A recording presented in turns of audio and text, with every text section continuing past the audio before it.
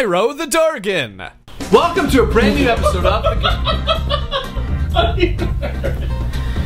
What are you wearing? Alright, so I wish I could say I got these wings just for the Spyro episode. Did you drink Red Bull? No!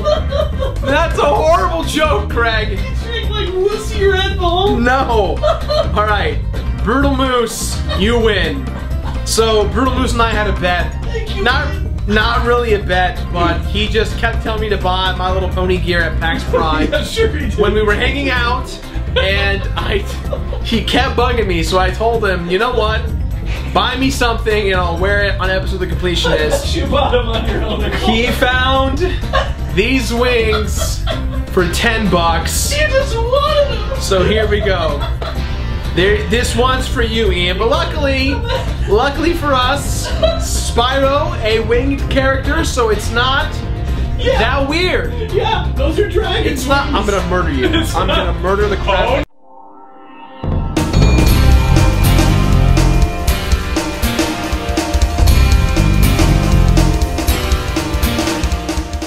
Spyro the Dragon.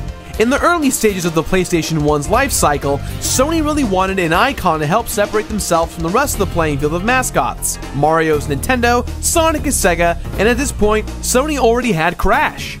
But they knew with the power of the PlayStation, they could do better, and one of their attempts was Spyro the Dragon. But Bjornman, for the love of God, don't tell me we're playing Skylanders. It's addictive. It's fun. It's... What the hell is Skylanders anyways? I don't know, Greg. I don't know.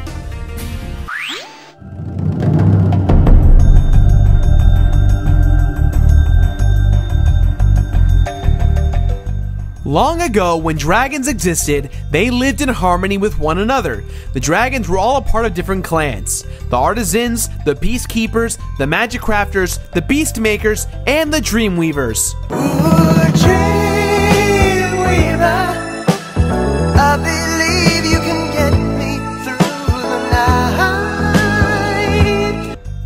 One day, a few dragons in the artisan realm were being interviewed on television, and the reporter asked about Nasty Nork, who's not really a dragon, but just a brute of a dog, monster, coyote type thing?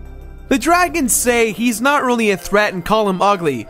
Well, Nasty Nork is not exactly happy with this, and he wants to prove his evilness by turning all the dragons into statues all across the realms. Except for our hero Spyro, because Spyro is a young dragon and he's really small. From here, our stage is set. It is up to Spyro and his sidekick Sparks to free all the dragons across the realms to stop Nasty Nork from ultimately taking over. Sounds simple and fun enough. What took you so long to getting around to playing this game anyways? I don't know, to be honest. It was just never one of those games I got around to. While I love my PlayStation, I really play my N64 more. Then why haven't you reviewed more 64 games? I'm not sure. Huh. Well, the point is, Spyro is one of the heroes of the PlayStation era, and I'm playing it for the first time. Let's see how well the game holds up till today. Wings! Shut it.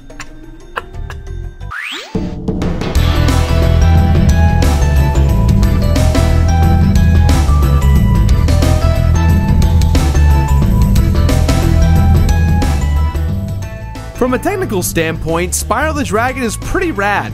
Developed by Insomniac Studios, this game has all the charm that games like Rayman and Crash Bandicoot have, and more. Which is interesting because Universal Interactive Studios distributed this game as well. For those of you who don't know, Insomniac went on to do more games along that same fun and innocence, like Ratchet & Clank. I think I've got an idea to pitch to them. The earlier level designs in Spyro are pretty straightforward. No trickery, the difficulty is rather low. One of the cooler things I appreciated about this game is that each time you visit one of the new dragon realms, the overworld map for that specific realm is also a level, meaning there are dragons and gems you have to collect. At first, I thought this was a bit tedious, but I found myself enjoying the game that much more. I was learning how to control Spyro and platform in newer ways because of the overworld's design. One of the more creepier things animation-wise is the speech animations for all the dragons, including Spyro. I can understand why they were that way, as it was probably easier to loop the face animation back in the day versus trying to capture the one-to-one speech pattern. Stuart Copeland, the former drummer of the band The Police, did the music for Spyro, which is also funny because some of the music used in Spyro actually ended up being used in the TV show The Amanda Show. Oh god, Amanda Bynes! What the hell happened to her? She's probably fine. It is creepy, but at least the music's great. It's pretty awesome. Wait. Oh no, Greg, do you hear that?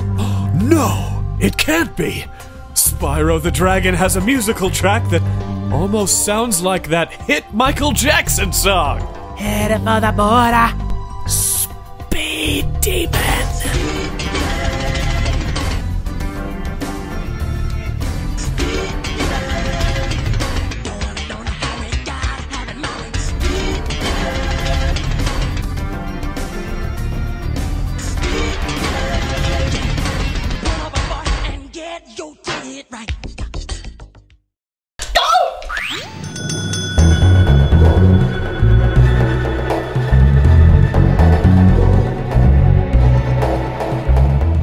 Spyro's gameplay, like its level design, is also straightforward and simple.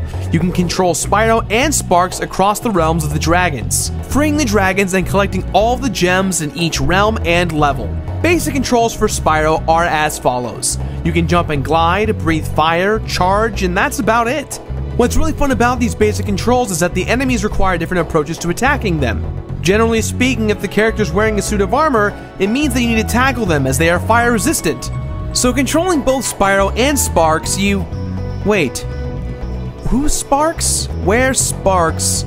I'm kinda confused. Oh, Sparks is the dragonfly. He changes colors whenever you get hit. Sparks must be in my life bar. And killing innocent livestock creates butterflies, which is Sparks' favorite food, which in turn gives Spyro health. Interesting. Sparks also collects the hard-to-reach gems if you aim him correctly. The charging mechanic in Spyro becomes interesting, because over time you learn how to master it, especially when you have supercharged ramps. Supercharged ramps help you gain super speed, and at the end of the ramp, you have to jump and glide in a particular way. Doing this right will allow you to glide nicely, and in some levels, you'll have to chain your glides and charges together, which can let you pull off some cool stunts. But you'll be like me the first few times and die a lot. It's probably because you're wearing those horrible wings.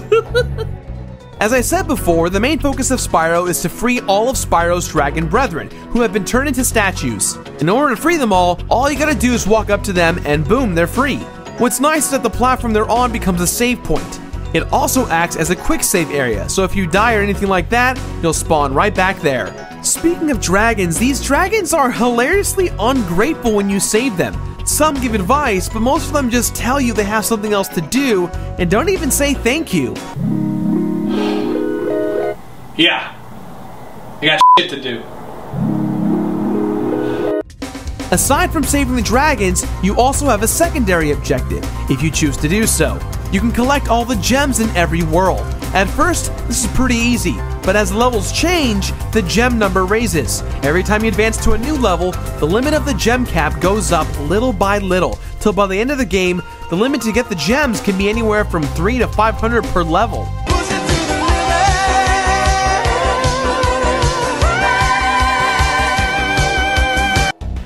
One of the more frustrating things I had with Spyro was that I never got good at judging Spyro's ability to glide. Sure, running really fast and then doing a high leap of faith glide from one side of the level to another is great and all, but there were several moments where Spyro simply could not get onto a ledge due to graphical limitations of the console. Or maybe it's the fact that Spyro's a dragon and can't climb ledges? There was just so many close moments. Well, apparently in Spyro 2 they added a bit of a flutter, so this isn't really an issue in the later games. That's actually good to know. This became more of a hindrance than I wanted it to be at times. Use the wings, buddy!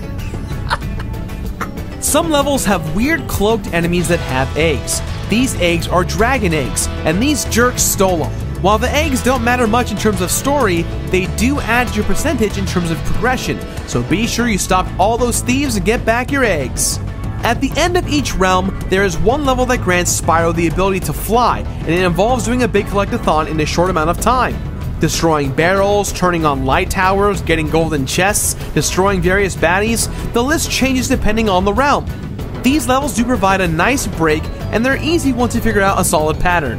Boss fights really don't seem like anything at all. They all seem like normal enemies, and honestly, the first boss, I had no idea he was even a boss. I killed him and gems just flew out everywhere, and that was it. Besides the end boss of the game, there was really only one boss where I felt he was an actual legit boss. The rest just seemed like enemies. Looks like Fairy Wing Boy wants more of a challenge.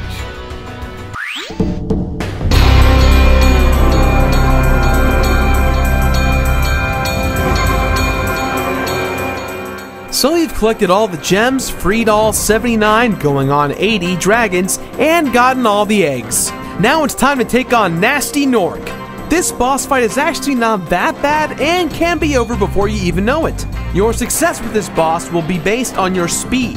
The faster you are and the more consistent you are with catching those little guys that have the keys, the better off you are at this boss. In the last few moments of you delivering those final blows, be sure to spam the run and jump button together. This will give you an enormous speed boost, letting you catch up to Nasty Nork.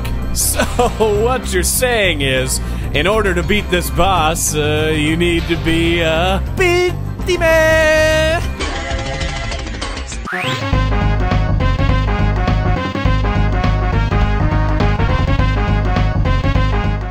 Completing this game is quite easy if you've been getting all the gems from the very beginning. I don't know what it was about Spyro that made me have so much fun. Getting all the gems is one of my favorite parts about it. I was never worried or pressured that I couldn't do it, and it was just that much more rewarding when I collected them all. When you've collected everything, you'll then unlock one last level in which you have to collect 2,000 gems, which happens to be Nasty Nork's treasure stash. 2,000? That's a lot of gems! Yeah, but the level is so much fun, you'll get those 2,000 gems real quick. And after you've done so, you'll be greeted with the bonus ending scene of Nasty Nork freezing dragons again. Cut to the credits. So, basically, Nasty Gnork is back? Looks like we gotta get Spyro too to find out what the hell is up. Well, that's kinda lame. Yeah, it kind of is. Especially since I felt so rewarded for doing a good job. Bye.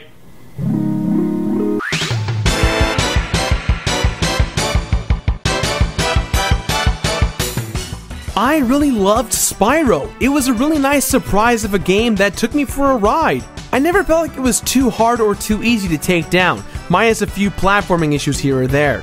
It was a real delight, and this is one of the few games in a long while where I can honestly say I'm excited to play its sequel. Yeah, dude, you're certainly a badass for completing this one. You certainly look it. I'm gonna fly away now. Yeah, sure you do, Spyro. Spyro the Dragon for the...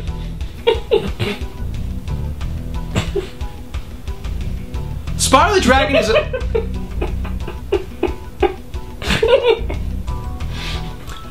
Spyro the Dragon actually is a...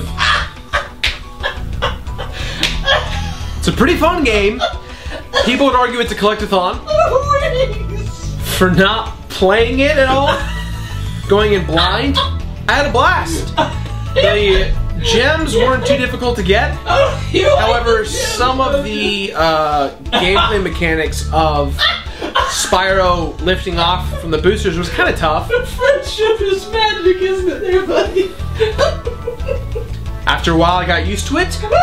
The gems were pretty easy to find, and killing the dragons was fun. What does the rating just say? With that in mind, guys, this game is my... You know what? I'm done. I'm done. I'm done. You're there. I'm done. You completionist, I'm over it. Oh, just fly away!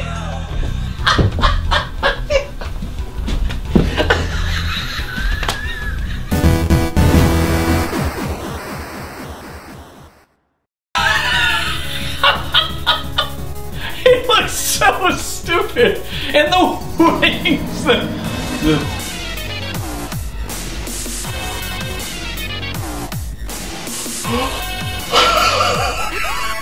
You know what, Greg? You know what? Okay, fine. I get it. Ha ha ha. It's all fun and games, but everyone's making fun of Gerard. You know what? I just want to say, for the record, I'm not a brony. I don't dislike people who like My Little Pony. I'm not against them. I'm right in the center. If you like ponies and stuff like that, that's fine. Just stop making fun of me, Greg. Greg. Where the hell's Greg? Greg? Whoa. Conker's bad fur day.